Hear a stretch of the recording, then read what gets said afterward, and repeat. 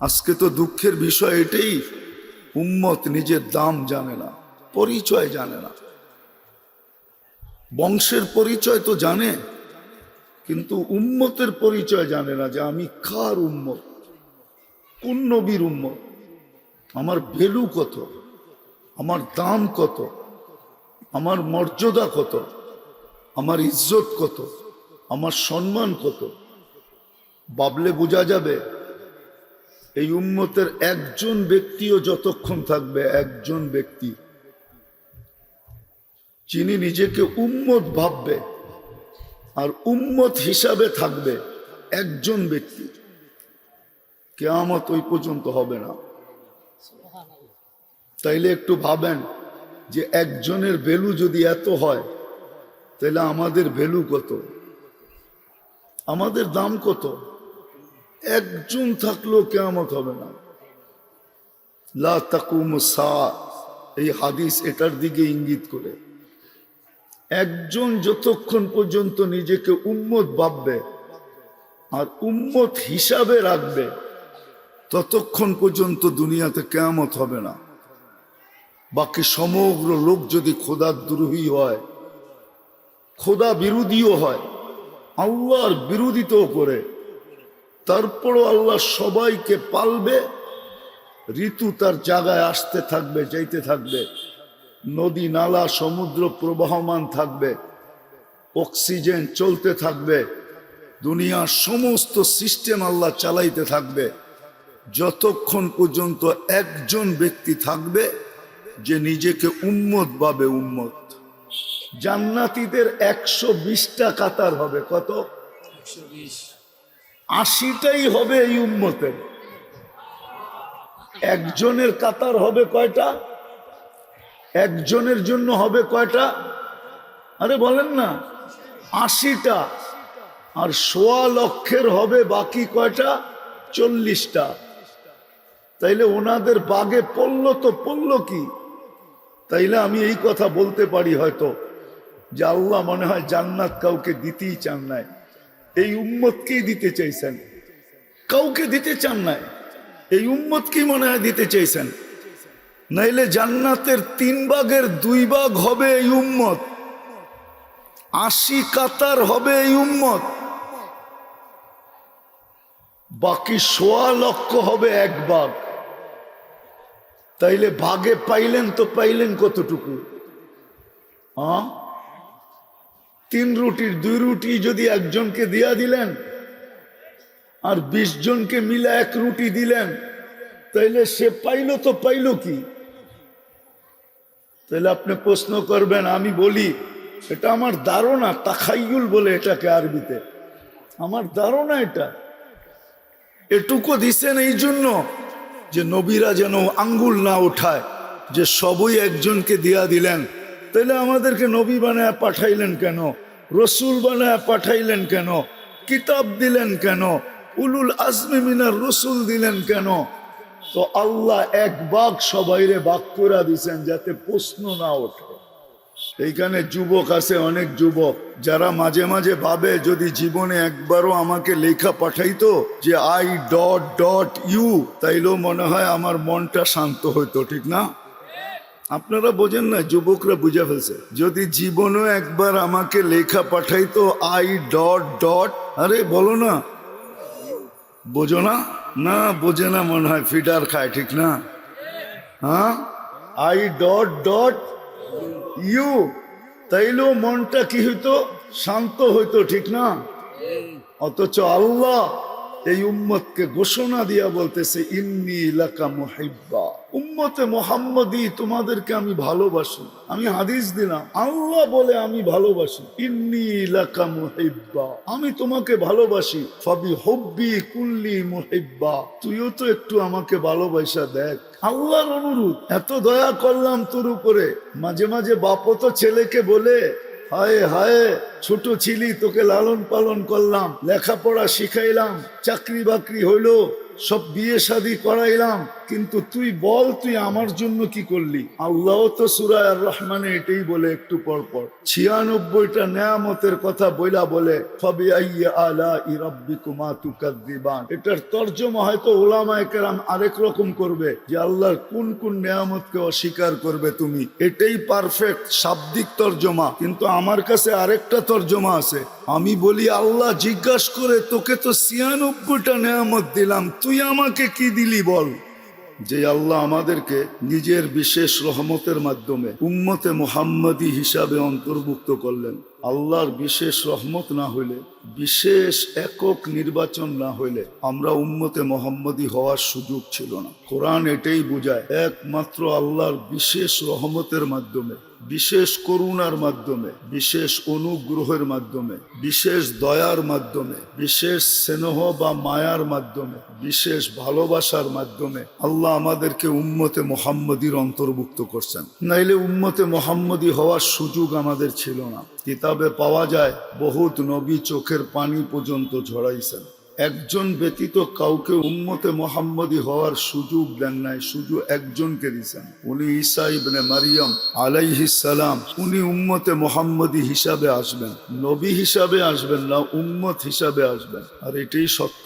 আর কোন নবীর দোয়া আল্লাহ কবুল করেন নাই। আর এটা যদি বিশেষ অনুগ্রহ না হইতো, দয়া না হইতো, তাইলে এমন কোন নবী অতিবাহিত হন নাই, রসুল অতিবাহিত হন নাই যাদের মুখে এই উম্মতের চর্চা না ছিল। কথা বুঝে আসে তো?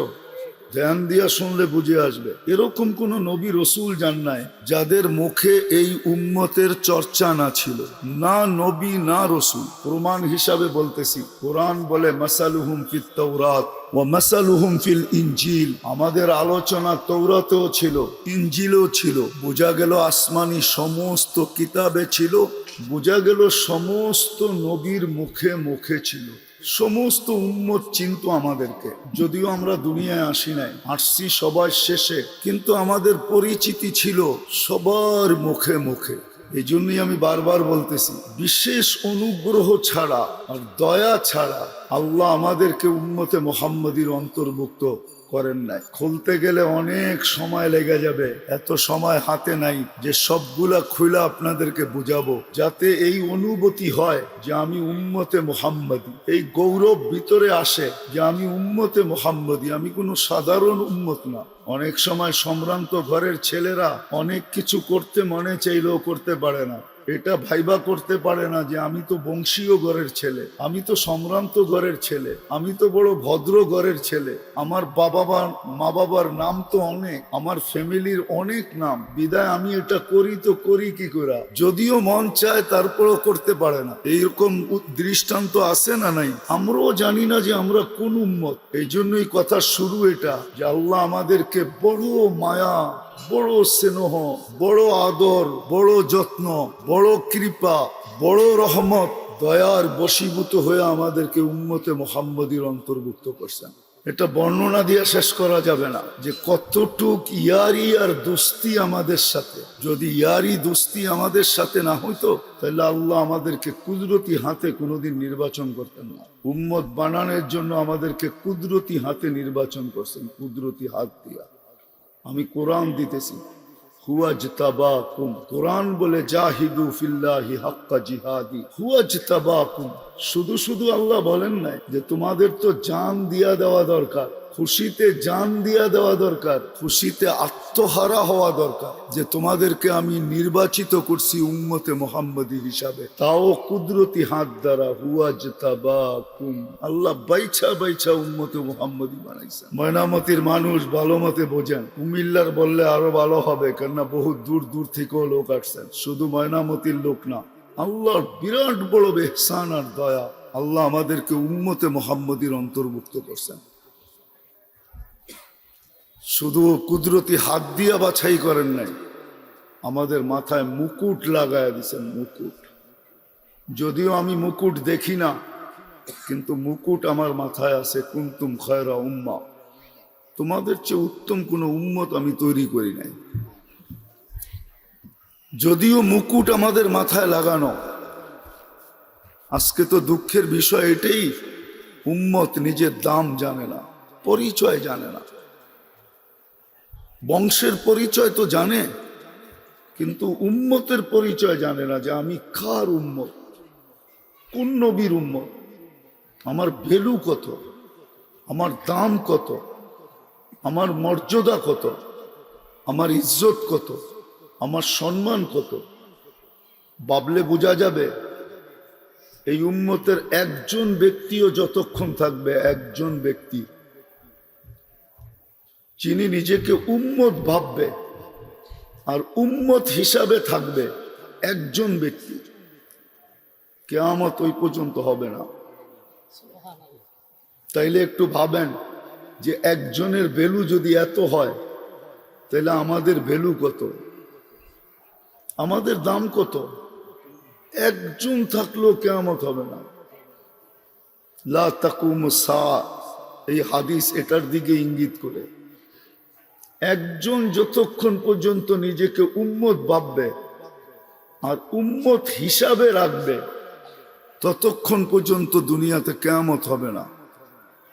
বাকি সমগ্র লোক যদি খোদার দ্রোহী হয়, খোদা বিরোধীও হয়, আল্লাহর বিরোধিতাও করে, তারপরও আল্লাহ সবাইকে পালবে। ঋতু তার জায়গায় আসতে থাকবে, যাইতে থাকবে, নদী নালা সমুদ্র প্রবাহমান থাকবে, অক্সিজেন চলতে থাকবে, দুনিয়ার সমস্ত সিস্টেম আল্লাহ চালাইতে থাকবে, যতক্ষণ পর্যন্ত একজন ব্যক্তি থাকবে যে নিজেকে উম্মত ভাবে। উম্মত কথা এই জন্যই শুরু করলাম, এইখান থেকে এই জন্যই শুরু করলাম যে আজকে মুসলমানের মতো পেরেশান, মুসলমানের মতো নির্যাতিত, মুসলমানের মতো ঘৃণিত, মুসলমানের মতো অবহেলিত, মুসলমানের মতো লাঞ্ছিত, মুসলমানের মতো বঞ্চিত, মুসলমানের মতো নিকৃষ্ট দুনিয়াতে কোনো জাতি নাই।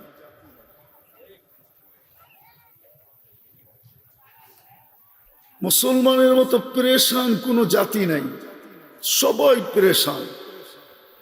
একক জীবনও পেরেশান, সাংসারিক জীবনও পেরেশান। অট্টালিকা দেখলে কি হবে? কুমিল্লাতেও কিছু অট্টালিকা পাওয়া যায়, গ্রামগঞ্জে কিছু অট্টালিকা পাওয়া যায়, কোটি কোটি টাকা খরচ করে বাড়ি বানাইছে অট্টালিকা। বাহির থেকে দেখলে মনে হয় এই বাড়ির ভিতরে সুখ আর সুখ ভরা, কিন্তু ভিতরে ঢুকলে দেখা যায় আগুন আর আগুন, কেউ সুখে না। সত্য তো না ভুল বললাম? কেউ সুখে না। বাকি বর্তমান প্রেক্ষাপট দেখলে তো এটা মনে হয় যে মুসলমানের থেকে মনে হয় কুকুরও উত্তম। আজকে দিন হতে চলল, যতগুলা মানুষকে হত্যা করা হয়েছে, করা হয়েছে, এতগুলা কুকুরকে যদি এক জায়গায় মারা হইতো, তাইলে মনে হয় প্রাণীবাদীরা চিৎকার দিতে দিতে আকাশ বাতাস সব কাঁপায় ফেলতো। প্রাণীবাদী চিনেন? প্রাণীবাদী, পরিবেশবাদী, প্রাণীবাদী চিনেন? হ্যাঁ, আজ পর্যন্ত পেপারে ওদের একটা নিউজ পাবেন না, আপনি নেটেও পাবেন না, কোনো পত্রিকায়ও পাবেন না যে দুনিয়ার কোনো প্রাণীবাদীরা একত্রিত হয়ে এই নিউজ দিছে যে এতগুলা মানুষকে রাতের অন্ধকারে মায়েরা মারা হলো কেন। বলুক আপনাদের আছে নাকি কোনো পত্রিকায়? তাইলে প্রাণীবাদীরও ভাবে যে মুসলমান কুকুরের চেয়ে নিকৃষ্ট, এটা মরলে কিছু আসে যায় না। কেন আমরা এত নিকৃষ্ট? এটাই বুঝাইতে চাইতেছি। আল্লাহ করুক, বুঝে আসুক, বিবেকের পর্দা খোলক, আমাদের হুশ আসুক। আমাদের সমাজে প্রবাদ বাক্য আছে, ডুস খাইলে বলে হুশ হয়। আমাদের হুশ যে কবে হবে জানি না। চোর গেলে বলে বুদ্ধি বাড়ে, আমাদের বুদ্ধি যে কবে বাড়বে এটাও জানি না। এই জন্যই বুঝাইতে চাইতেছি। কথা লম্বা হবে না, অল্প সময় হবে। যাকে আল্লাহ কুদরতি হাত দিয়া মুহাম্মদুর রাসূলুল্লাহ সাল্লাল্লাহু আলাইহি ওয়াসাল্লামের উম্মত বানাইলেন, দয়ার বশীভূত হইয়া, মায়ার কারণে, দয়ার কারণে, স্নেহের কারণে, ভালোবাসার কারণে। হাইসেন না, বলতে চাইতেছি যুবকরা রাগ না হয়ে যায়। এইখানে যুবক আছে, অনেক যুবক যারা মাঝে মাঝে ভাবে যদি জীবনে একবারও আমাকে লেখা পাঠাইতো যে I.ইউ, তাইলেও মনে হয় আমার মনটা শান্ত হইতো, ঠিক না? আপনারা বোঝেন না, যুবকরা বুঝে ফেলছে। যদি জীবনেও একবার আমাকে লেখা পাঠাইতো I. আরে বলো না, বোঝো না? না বোঝে না মনে হয়, ফিডার খায়, ঠিক না? হ্যাঁ, I.ইউ, তাইলেও মনটা কি হইতো? শান্ত হইতো, ঠিক না? অথচ আল্লাহ এই উম্মতকে ঘোষণা দিয়া বলতেছে ইন্নী লাকা মুহিব্বা, উম্মতে মুহাম্মদী তোমাদেরকে আমি ভালোবাসি। আমি হাদিস দিলাম, আল্লাহ বলে আমি ভালোবাসি, ইন্নী লাকা মুহিব্বা, আমি তোমাকে ভালোবাসি। ফাবি হুব্বি কুল্লি মুহিব্বা, তুইও তো একটু আমাকে ভালোবাসা দেখ। আল্লাহর অনুরোধ, এত দয়া করলাম তোর উপরে। মাঝে মাঝে বাপও তো ছেলেকে বলে, হায় হায় ছোট ছিলি, তোকে লালন পালন করলাম, লেখাপড়া শিখাইলাম, চাকরি বাকরি হইল, সব বিয়ে শাদী করাইলাম, কিন্তু তুই বল তুই আমার জন্য কি করলি? আল্লাহ তো সূরা আর রহমানে এটাই বলে একটু পর পর, 96টা নেয়ামতের কথা বইলা বলে ফাবিআইয়ি আলাই রাব্বিকুমা তুকাযযিবান। এটার তর্জমা হয়তো উলামায়ে কেরাম আরেক রকম করবে যে আল্লাহর কোন কোন নেয়ামতকে অস্বীকার করবে তুমি। এটাই পারফেক্ট শাব্দিক তর্জমা, কিন্তু আমার কাছে আরেকটা তর্জমা আছে। আমি বলি আল্লাহ জিজ্ঞাসা করে, তোকে তো 96টা নেয়ামত দিলাম, তুই আমাকে কি দিলি বল? তোকে তো এটা দিলাম, তুই আমাকে কি দিলি? তোকে তো এটা দিলাম, তুই আমাকে কি দিলি? তোকে তো এটা দিলাম, তুই আমাকে কি দিলি বল? ওই আল্লাহ আমাদেরকে অস্তিত্ব দিয়েছেন উম্মতে মুহাম্মদী হিসাবে। যদি মেহেরবানি না হইতো, দয়া না হইতো, বিরাট বড় পুরস্কার না হইতো, তাহলে নবীরা চোখের পানি কোনোদিন জড়াইতেন না। মুসা আলাইহিস ইসলামের ব্যাপারে তো পাওয়া যায় ফাত্তারা দাত্তাউরাত, কিতাব পাশে রাইখা বলতেছে কিতাব দরকার নাই, উম্মত বানায় দেন, কিতাব দরকার নাই। আল্লাহ বলে সাবাক্তা মিনহুম, তুমি তো অনেক আগে চলে আসছো, উম্মত হওয়ার কোনো সুযোগ নাই। বলছে তাইলে একটু চেহারাটা দেখায় দেন না, উম্মতে মুহাম্মদীর চেহারা কিরকম? আল্লাহ বলছে এটাও সম্ভব না। বলছে তাইলে একটু আওয়াজ শুনায় দেন না। তো আল্লাহ আমাদেরকে ডাক দিছিলেন ইয়া উম্মতা মুহাম্মদ। রুহের জগৎ থেকে আমরা সাড়া দিতে দেরি করি নাই, আমরা সাড়া দিছিলাম লাব্বাইক আল্লাহুম্মা লাব্বাইক, লাব্বাইক ওয়া সাদাইক। আল্লাহ আমরা উপস্থিত, আমাদের ভাগ্য খুলে গেছে, আপনি ডাকে সাড়া দিতে পারা। আল্লাহ জিজ্ঞাসা করছে মুসা আওয়াজ কিরকম শুনলা? বলে এরকম সুন্দর আওয়াজ জীবনে শুনি নাই। এরকম সুন্দর শব্দ দিয়া জবাব দিতে পারে এটাও জানা ছিল না, যে এত সুন্দর শব্দ দিয়া জবাব দেয় তো দেয় কি করে। উনি কিতাবকে সরাইয়া দিতেন না। দানিয়াল আলাইহিস সালাম 2500 বৎসর অপেক্ষা করছেন শুধু এই উম্মতের হাতে কাফন আর দাফন পাওয়ার জন্য। কাফন আর দাফন 2500 বৎসর।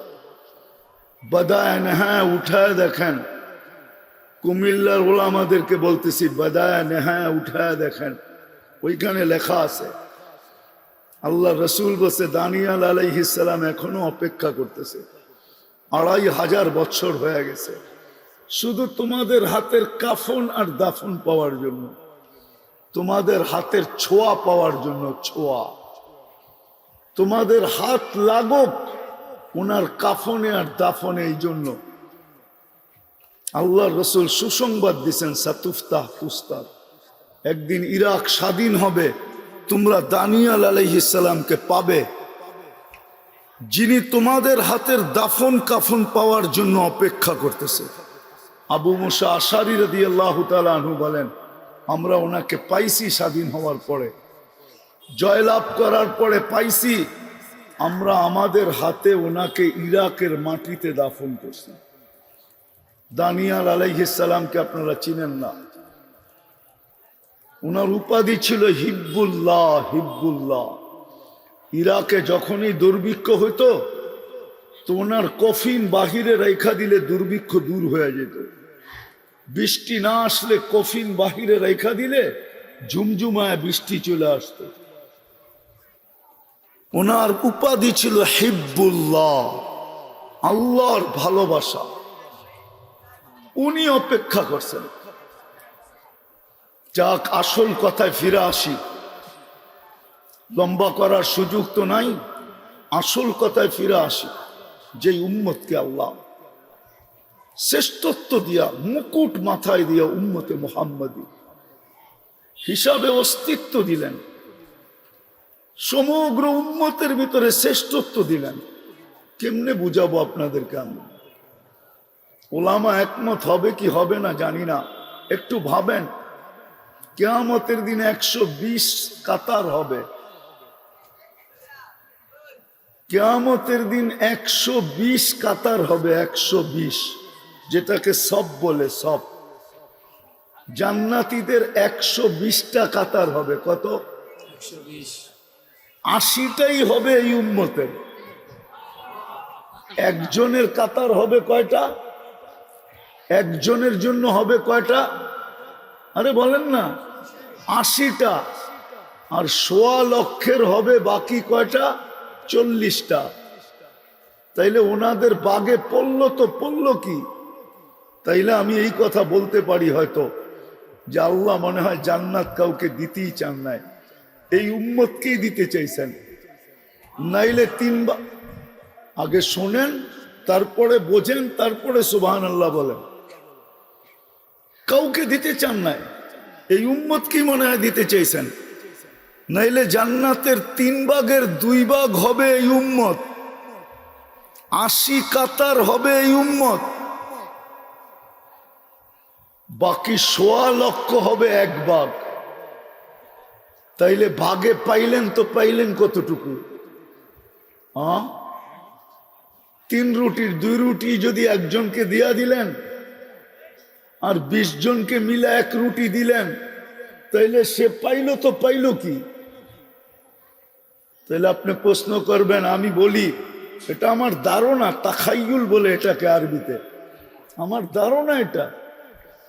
এটুকু দিছেন এই জন্য যে নবীরা যেন আঙ্গুল না উঠায় যে সবই একজনকে দিয়া দিলেন। তাহলে আমাদেরকে নবী বানায় পাঠাইলেন কেন? রসুল বানায় পাঠাইলেন কেন? কিতাব দিলেন কেন? উলুল আজমি মিনার রসুল দিলেন কেন? তো আল্লাহ 1 ভাগ সবাইরে ভাগ করে দিছেন যাতে প্রশ্ন না ওঠে। আপনার ভ্যালু কত? দাম কত? ইজ্জত কত? সম্মান কত? কুদরতি হাতে নির্বাচিত, মাথায় মুকুট। কুনতুম খায়রা উম্মাহ শুহাদা আলান নাস। কিয়ামতের দিন আল্লাহ নিজের পক্ষে আমাদেরকে সাক্ষী হিসাবে দাঁড় করাবে। আল্লাহর পাশে দাঁড়াবো আমরা, আল্লাহর পাশে। এই উম্মত কিয়ামতের মাঠে দাঁড়াবে না ইল্লা মাশা আল্লাহ। হ্যাঁ, যে হতবাগা হইল সে দাঁড়াইতে পারে, কিন্তু যে উম্মত হইল সে মাঠে দাঁড়াবে না। সে তো আল্লাহর পাশে স্টেজে দাঁড়াবে, স্টেজে। আমি বলি নাই, সুফিয়ানে সৌরি রহমতুল্লাহ, জালালউদ্দিন সুয়ুতি রহমতুল্লাহ আলাইহি ওনার কিতাবে লেখছেন, এই উম্মত আল্লাহর পাশে স্টেজে দাঁড়াবে, স্টেজে। বুখারীর হাদিস এটাকে ইঙ্গিত দেয়। নূহ আলাইহিস সালামের উম্মতকে যখন আল্লাহ জিজ্ঞাসা করবে, তো উম্মত বলবে নূহ নামের আমাদের কাছে কেউ আসে নাই। আরবিতে বলে মুকর জানা, পুরা উম্মত অস্বীকার করবে, কোনো নবী আসে নাই। আল্লাহ নূহ আলাইহিস সালামকে বলবে প্রমাণ নিয়ে আসো, তুমি যে গেছো এটার প্রমাণ কি? তো নূহ আলাইহিস সালাম আমাদের কাছে আসবে, আমরা ওই দিন প্রমাণিত করব যে নূহ আলাইহিস সালাম আসছিলেন, রাত দিন ডাকছিলেন। 950 বৎসর এদের ভিতরে ছিলেন। আমরা কোরআন দিয়া দলিল দিব। উম্মত জিজ্ঞাসা করবে তোমরা তো ছিলাই না, তোমরা জানলে তো জানলে কি কইরা? তো আমাদের প্রত্যেক নারী পুরুষ বাচ্চা কোরআন খুইলা দেখায় দিবে, এই যে দেখ আল্লাহর কালাম, সূরা নূহ পড়ে শোনায় দিবে। ওই উম্মত আজকে সবচেয়ে বেশি নিকৃষ্ট। রাগ হয়ে যায় না? মুহাম্মদুর রাসূল নাম শুনলে তো চোখ চুমা দিয়া চোখে লাগান বটে। আমি বিরোধিতা করতেছি না, আমি বুঝানোর জন্য বলতেছি। আপনি লাগান, আমি বিরোধিতা করি না, এটা নিয়ে আমার কোনো মন্তব্য নাই, কিন্তু বুঝানোর জন্য বলতেছি যে আল্লাহ উম্মত হিসাবে অস্তিত্ব দিল। শুধু এতটুকু মুখে বলি আমি ভালোবাসি, এতটুকুই কি যথেষ্ট? আজকে মুসলমান নির্যাতিত কেন, এটাই বুঝাইতে চাইতেছি। সবকিছু থাকা সত্ত্বেও আমরা পেরেশান কেন? প্রত্যেকটা বাড়ি এক একটা বিশাল বড় বড় শোরুম বুঝাইতে পারি নাই। যেই বাড়িতেই ঢোকেন আসবাবপত্রে এক একটা শোরুমকে হার মানায় দেয়, ঠিক না? না মানায় না? এক একটা শোরুমকে হার মানায় দেয়। তারপরও পেরেশান কেন? তারপরও অসুখী কেন? সুখী না কেন? সন্তান যখন ছিল না তখন সন্তান নাই বইলা অসুখী ছিল। সন্তান যখন হইল, হওয়ার পরে অসুখী কেন? বাচ্চা ছিল বুঝলাম অসুখী, বড় হইলে সুখী হবে। বাচ্চা তো বড় হইল, এখনো অসুখী কেন? আমাকে বুঝান, আমি যুক্তি বিশ্বাস করি। এখনো অসুখী কেন? যুবক বাচ্চা ছিল তো অসুখী ছিল বুঝলাম, যৌবন পাওয়ার পরে অসুখী কেন? কোন যুবক হাত উঠায় বলতে পারবে যে আমি ফুল সুখী? একজনও তো সুখী না। অথচ এত দামি যৌবন পাইল, তারপরও সুখী না কেন? দেখি আপনাদের অভিমত কি। এক যুবকের এক যৌবন যদি এক পাল্লায় রাখা হয়, আর সমগ্র জগতের সম্পদ যদি আরেক পাল্লায় রাখা হয়, যৌবনের দাম বেশি না সম্পদের দাম বেশি? হ্যাঁ, যৌবন। একমত? কে কে একমত দেখি হাত উঠে বলেন তো দেখি। তাহলে সমগ্র জগতের সম্পদের থেকে যদি যুবকের যৌবন দামি হয়, তাহলে সে যৌবন পাওয়ার পরে সুখী হইল না কেন? আমাকে যুক্তি দিয়া বোঝান, কেন সে সুখী না? মা বাবা পাওয়ার পরেও কেন সুখী না? 6 মাস পর পর অ্যান্ড্রয়েড সেট পরিবর্তন করে নতুন নতুন ভার্সন নেয়, তারপরও সে সুখী না কেন? দামি দামি বাইক নিয়ে চলার পরেও সে সুখী না কেন? একজন বলুক এখানে যুবক যে আমি যেমন চাই তেমন হয়, আমি সুখী, আমার জীবনে কোনো অভিযোগ নাই, কেন?